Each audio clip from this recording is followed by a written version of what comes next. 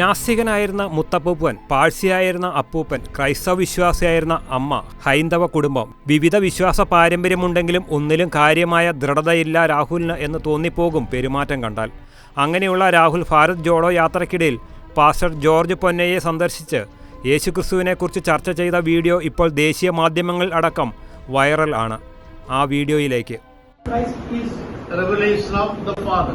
But he is not God.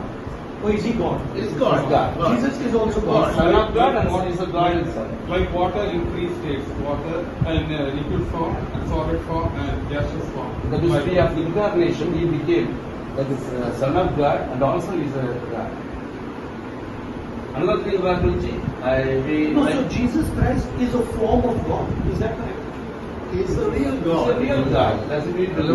God revealed him as a man, human person, not like Shakti or this power. So we see in this human person, born like a man, born in this world, the Father. That's our faith.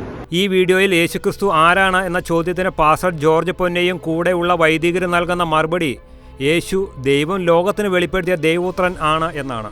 പിതാവായ ദൈവം തന്റെ പുത്രനെ മനുഷ്യ ശരീരത്തിൽ അയച്ചതാണ് യേശു എന്ന് വൈദികർ രാഹുലിനോട് വിശദീകരിക്കുന്നുണ്ട്. അവരുടെ വിശദീകരണത്തിൽ തൃപ്തി വരാതെ യേശു ഒരു ദൈവിക ശക്തിയാണോ അതോ ദൈവം തന്നെയാണോ എന്ന് രാഹുൽ ചോദിക്കുന്നുണ്ട്. അതിന് പാസ്റ്റർ ജോർജും വൈദികരും നൽകുന്ന മറുപടി യേശു ഒരു ശക്തിയല്ല, യഥാർത്ഥ ദൈവം തന്നെ ആണ് എന്നാണ്. രാഹുലിന്റെ ഈ കൂടിക്കാഴ്ചയെ വലിയ വിവാദമാക്കി BJP പ്രചരിപ്പിക്കുന്നുണ്ട്. അതിന് കോൺഗ്രസ് നൽകിയ മറുപടി രാഹുൽ തന്റെ യാത്രക്കിടെ വിവിധ സ്ഥലങ്ങളിൽ വിവിധ മത സാംസ്കാരിക പ്രമുഖരെ കാണുന്നുണ്ട് എന്നും BJP ഈ കൂടിക്കാഴ്ചയെ അനാവശ്യ വിദ്വേഷ പ്രചരണത്തിന് ഉപയോഗിക്കുകയാണ് എന്നുമാണ്. എന്തായാലും രാഹുലിന്റെ കൂടിക്കാഴ്ചയുടെ വീഡിയോ ഇന്ത്യ മുഴുവൻ വലിയ ചർച്ചാവിഷയം ആയി മാറി എന്നത് ഒരു യാഥാർത്ഥ്യമാണ്.